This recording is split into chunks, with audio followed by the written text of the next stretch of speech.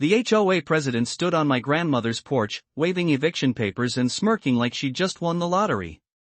What she didn't know, I owned the lake she was staring at and the only parking lot her precious neighborhood could use.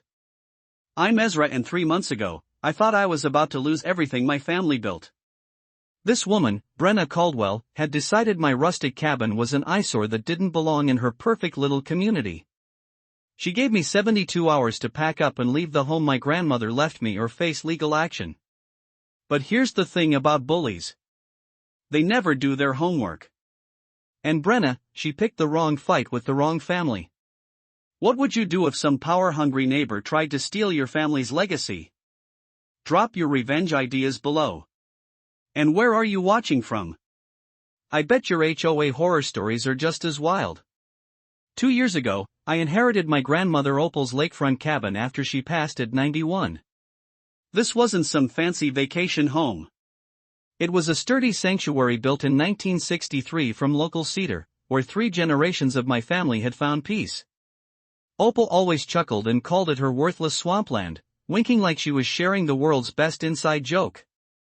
After my divorce imploded my corporate life, I traded my downtown consulting office for remote tech work and actual sanity. The cabin sits on what the tax records claimed was 2.3 acres of pine forest and marsh. Every dawn brought the haunting call of loons echoing across mirrors still water. Evenings found me on the weathered dock, bare feet dangling in water so clear you could count stones 20 feet down. But paradise always attracts parasites. 3 years ago, developer Randy Morrison finished Lakeshore Estates. 47 identical McMansions sprouted around our lake like some suburban infection. Most new neighbors were decent people. But every neighborhood gets its dictator, and ours came wearing designer tennis whites. Brenna Caldwell arrived from some cookie-cutter suburb in her spotless BMW, looking like she'd stepped off a country club magazine cover. Within 6 months, she'd anointed herself queen of the Waterfront Improvement Committee. Her reign of terror started with sweet elderly neighbors getting slammed with fines, then targeting a Vietnam veteran's flagpole. The sound of her designer heels clicking across pavement became our neighborhood's air raid siren. 18 months ago, the HOA officially formed when Morrison sold his final lots. That's when Brenna revealed her true ambition: total control. She convinced 5 spineless board members to retroactively claim authority over all waterfront properties, including my grandmother's cabin that predated their plastic kingdom by 40 years. The harassment escalated like a bad fever. Monthly bills for $300 in mandatory community fees. Certified letters demanding $1,200 in architectural review penalties because my cabin's honest cedar siding wasn't approved suburban beige vinyl. I tossed them in my fireplace, figuring any competent lawyer would laugh these demands into next week. But Brenna doesn't take no for an answer. She hired some ambulance-chasing attorney, filed bogus liens against my property. When that failed, she researched my divorce records, painting me as some unstable drifter who posed a threat to community harmony. The neighborhood fractured like thin ice. Brenna's compliance cult had maybe 12 hardcore believers. Another 18 residents quietly supported me, but stayed silent. Then came that crisp Tuesday morning when Brenna strutted up my front steps, designer heels drumming against grandmother's time-worn pine boards like a war march. She clutched those eviction papers like Moses carrying tablets.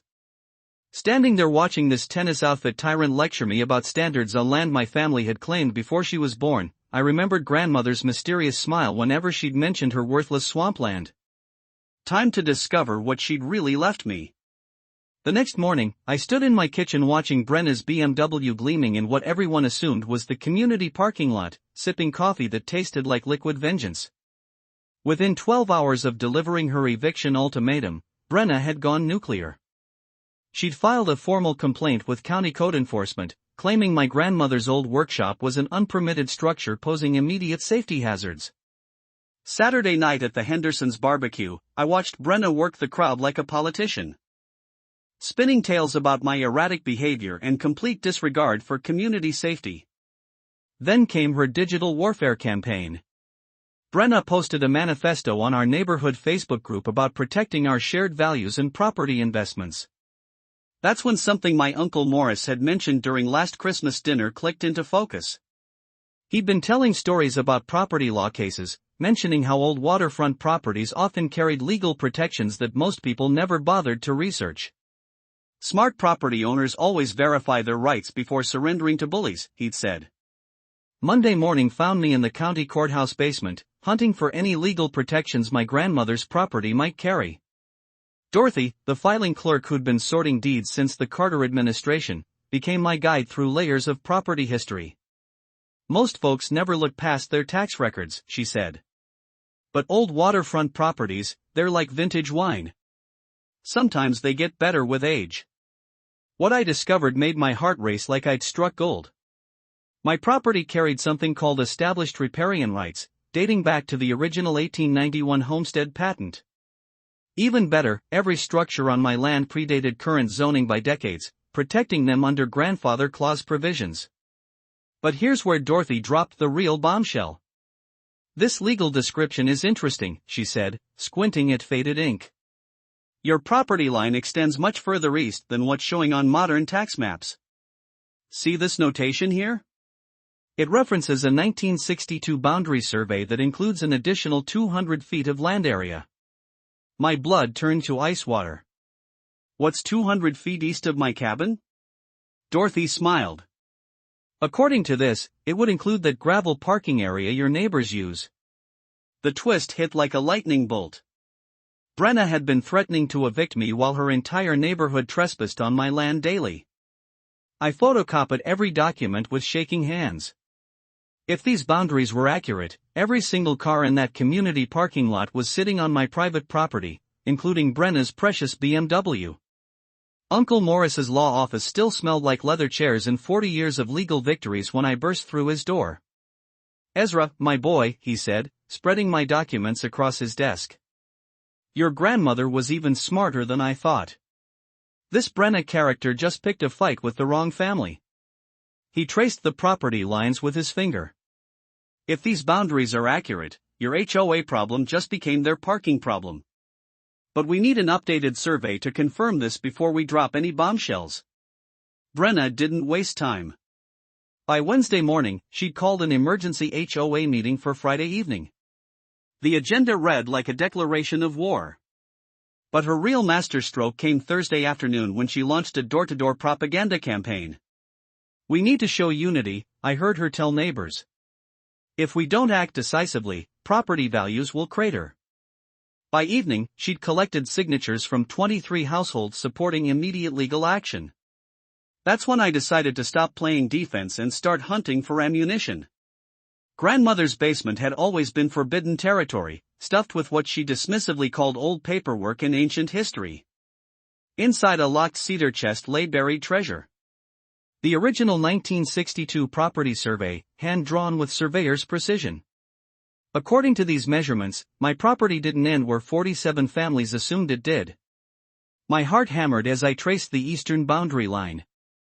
The property extended exactly 247 feet beyond what modern tax maps showed, swallowing a kidney-shaped chunk of land that included every square inch of gravel where the entire neighborhood parked their cars.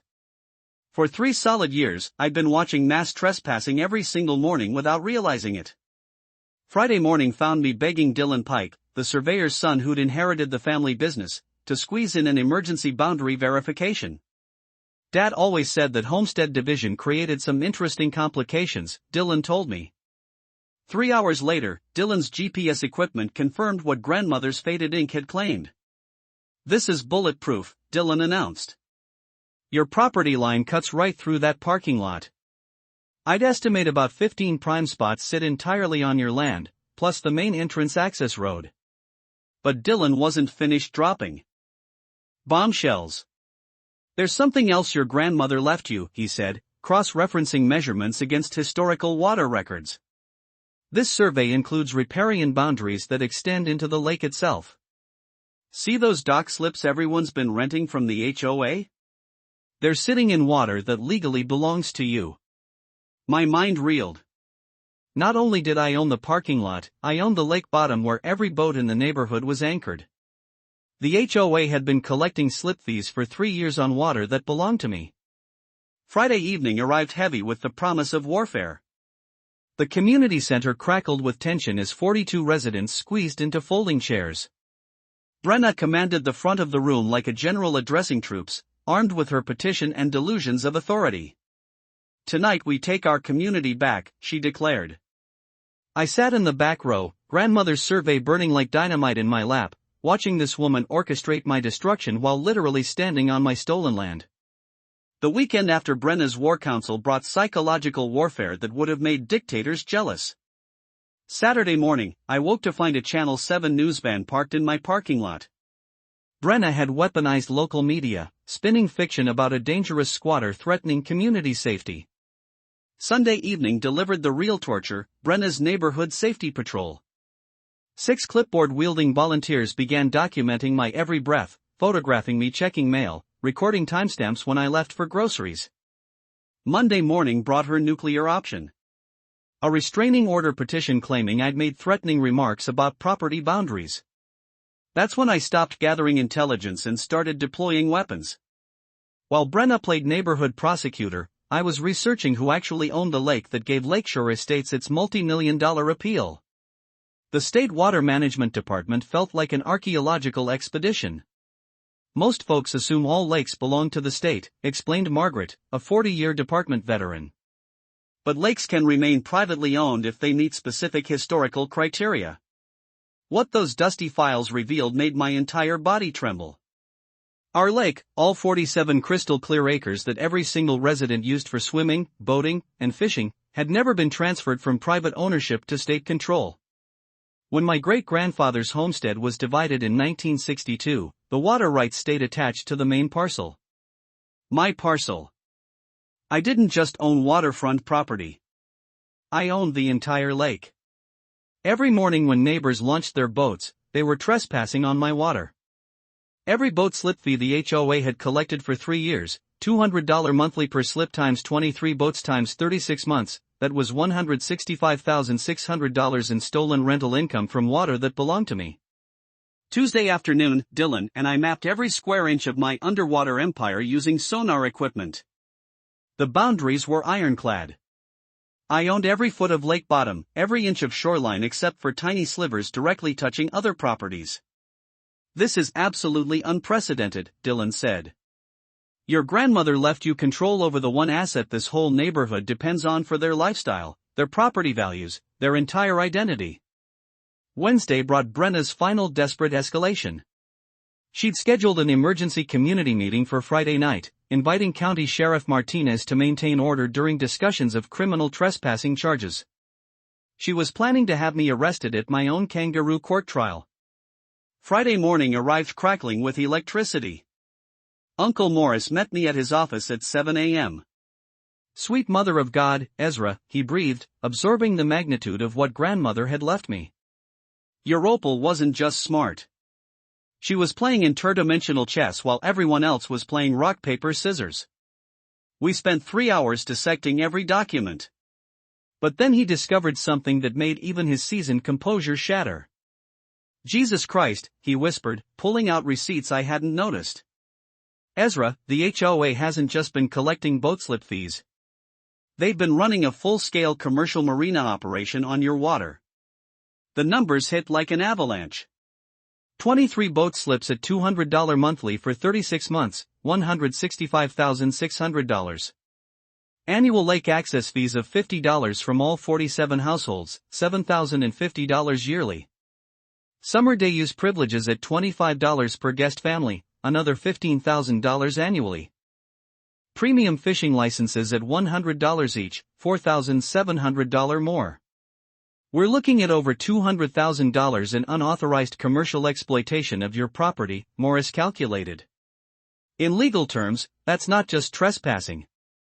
That's conversion, unjust enrichment, commercial theft, and potentially criminal fraud. But Morris was just getting warmed up. "There's something even more devastating," he said, spreading property tax records across his desk. "Look at how every single house in Lakeshore Estates has been assessed for tax purposes. Every property in the development had received substantial tax reductions for being classified as lakefront community residences with shared water access privileges. Your neighbors have saved roughly $300,000 collectively in property taxes over 3 years because the county believed they had legitimate lake access, Morris explained. But that access was never legally granted. Here's our battle plan, Morris declared. Tonight, we let Brenna hang herself with her own rope. Then we drop the parking lot bombshell. But we save the lake ownership revelation for the nuclear option, only if she refuses to negotiate reasonably. Because once we reveal you own that lake, everything changes forever. Every property value, every tax assessment, every boat slip, it all becomes subject to your personal approval. The next 6 hours felt like preparing for legal D-Day. Morris transformed from sleepy semi-retired lawyer into a strategic war general. We're not just fighting one delusional HOA president tonight, Morris barked. We're establishing a new community power structure. Dylan arrived with surveying equipment, spreading official maps across Morris's desk. I've staked your visible boundaries with orange flags bright enough to be seen from orbit, Dylan announced. Anyone driving into that parking lot tonight will see exactly where their trespassing begins. But Morris had recruited an even deadlier weapon. Sarah Bennett, his environmental law colleague, arrived carrying a briefcase of water rights precedents. Private lake ownership cases are rarer than unicorn sightings, Sarah explained. When someone controls an entire lake in a residential community, it creates leverage that can reshape everything.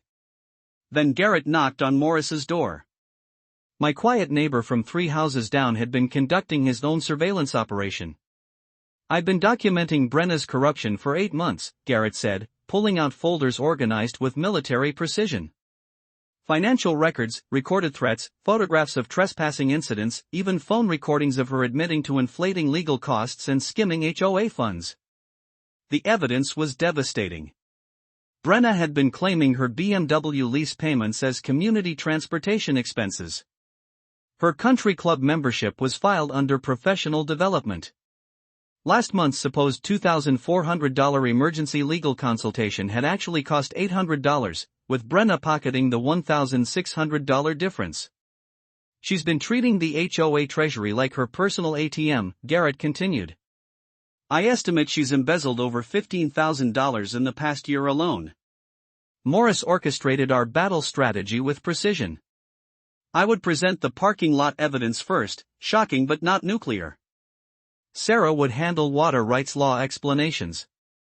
Dylan would provide real-time GPS demonstrations. Garrett would document everything while keeping corruption evidence in reserve.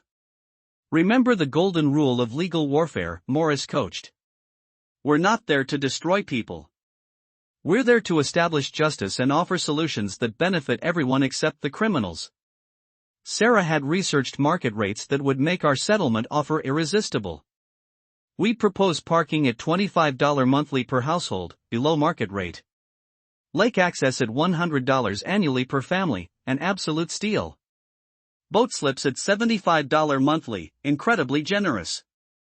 Your proposal needs to be so reasonable that refusing it makes Brenna look like a psychopath, Sarah advised. By 6 p.m., our legal army was locked and loaded. Tonight, 47 families would discover who actually owned the paradise they'd been fighting over. The weekend before our final showdown brought escalation that crossed every line of human decency. Saturday morning, I discovered Brenna had hired a private investigator named Rick, who drove a dented Honda and smelled like cigarettes. I caught him photographing my cabin from the tree line. Just doing my job, buddy, Rick said. Except he wasn't on public property. He was standing on my land about 50 feet into the forest. Monday brought a visit from code enforcement. Pete spent 2 hours crawling around my property with testing equipment. Ma'am, I found 0 violations, Pete told Brenna over the phone while standing in my driveway. This property is actually in better condition than most houses half its age. Brenna's fury manifested in her most desperate move yet. Tuesday evening, she organized an emergency community safety meeting at her house, inviting the 23 boat owners to discuss protecting their investments from an unstable individual. Through Garrett's intelligence network, I learned she was spreading rumors about my mental stability and potential for violence. The smear campaign was working. Several neighbors who'd previously been neutral started avoiding eye contact. But while Brenna was busy poisoning minds, I was quietly preparing nuclear weapons she couldn't imagine. Thursday brought Brenna's final desperate gambit. She'd convinced the sheriff's department to attend Friday's meeting by claiming I'd made verbal threats against community members and might become violent. Sheriff Martinez agreed to attend primarily to ensure nothing got out of hand. As Thursday evening descended, I sat on my dock, watching boats bob peacefully in my lake, while cars rested silently on my land. Tomorrow night, 47 families would discover who actually owned everything they thought gave their neighborhood its value. Friday morning arrived with the ominous weight of an execution day. At 7 a.m., I discovered her masterstroke. She'd attempted to have me arrested before the meeting could even happen. Sheriff Martinez stood on my front porch holding a complaint warrant. "Mr. Thompson, I have to ask you some questions about allegedly threatening phone calls made to Mrs. Caldwell," he said. "She claims you called her house Tuesday night making statements about destroying everything she's worked for." The accusation was pure fiction. "Sheriff, I haven't called that woman once," I said, pulling out my phone records. "You're welcome to verify that with my phone company." Martinez examined my call logs. "These records show no calls to her number ever." "Ma'am," he said into his radio, "the complaint appears to be unfounded." By 10 a.m., she'd escalated to bringing in legal muscle.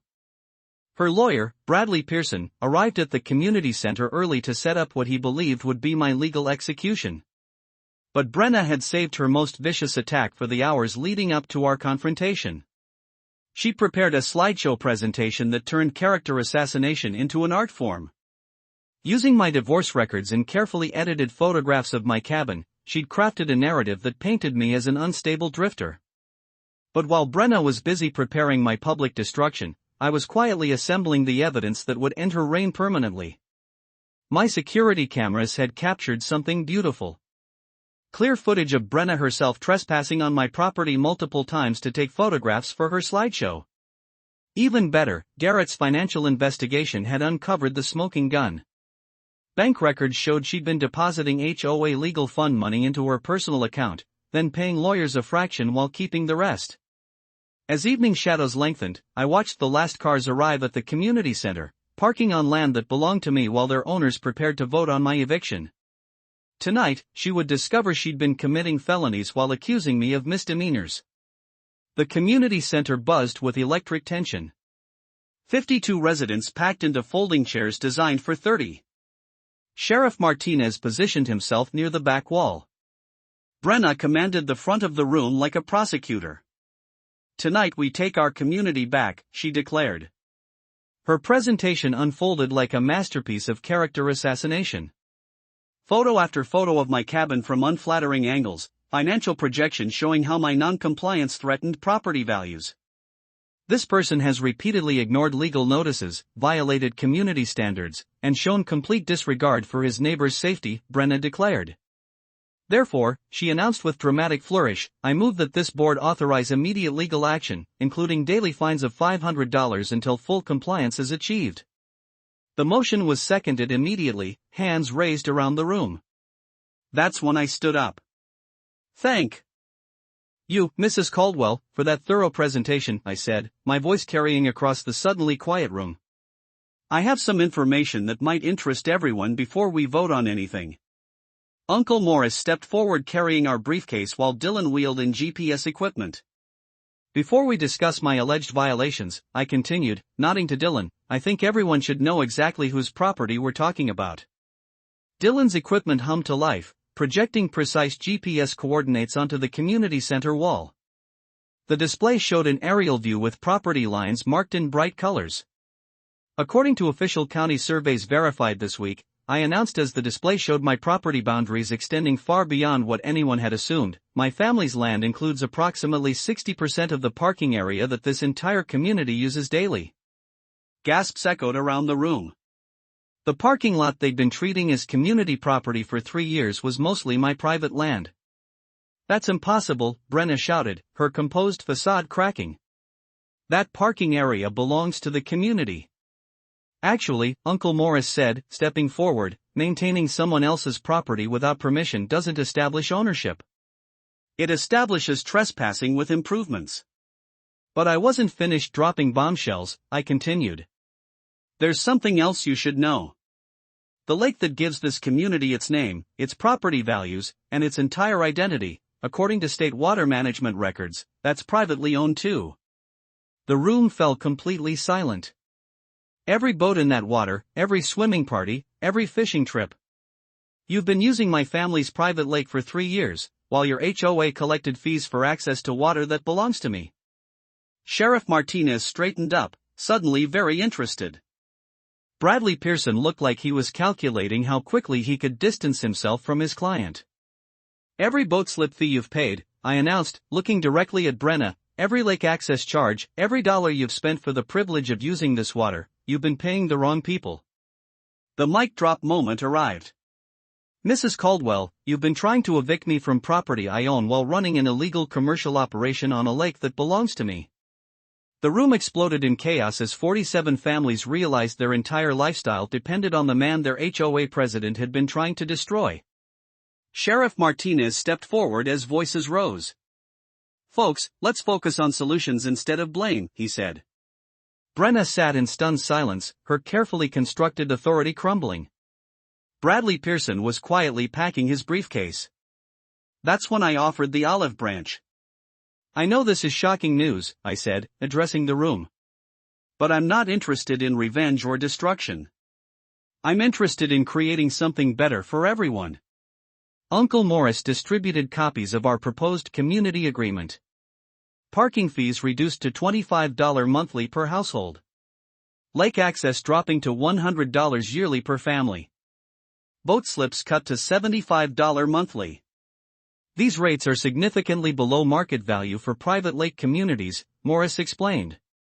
Additionally, Mr. Thompson proposes establishing a community improvement fund using surplus revenues to benefit everyone. The vote was 46 in favor with only Brenna abstaining. Within 3 weeks, our new Lakeshore Community Association had replaced the corrupt HOA with something resembling actual democracy. Brenna quietly moved away after the state attorney general's office began investigating her financial management. The transformation was remarkable. I used the community fund revenues to install proper lighting and drainage for the parking area. We established a public beach area where families could enjoy the lake. Annual lake cleanup and fish stocking programs turned our water into a model of environmental stewardship. The most meaningful outcome was establishing Opal's Environmental Scholarship Fund using surplus community fees. The program provides college assistance for local students studying conservation. Our annual Lake Days Festival has become a regional attraction.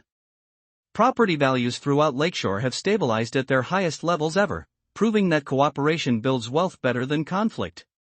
As I sit on my dock watching sunset paint the lake in shades of gold and crimson, surrounded by the sounds of children playing at our community beach and neighbors sharing evening conversations, I understand what my grandmother really left me.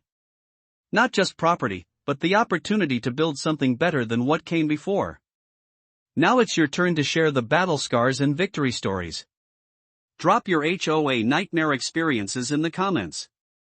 I read every single one and your story might become my next episode. And if you love seeing everyday heroes outsmart corrupt systems through clever legal tactics, smash that subscribe button. We're creating a movement of people who refuse to be pushed around by petty tyrants. From all of us here at HOA Stories, thanks so much for watching today's HOA Karen Meltdown. If you enjoyed seeing neighbors stand their ground in karma catch up, smash that like button, leave a comment with your thoughts, and subscribe so you won't miss the next HOA drama we bring you.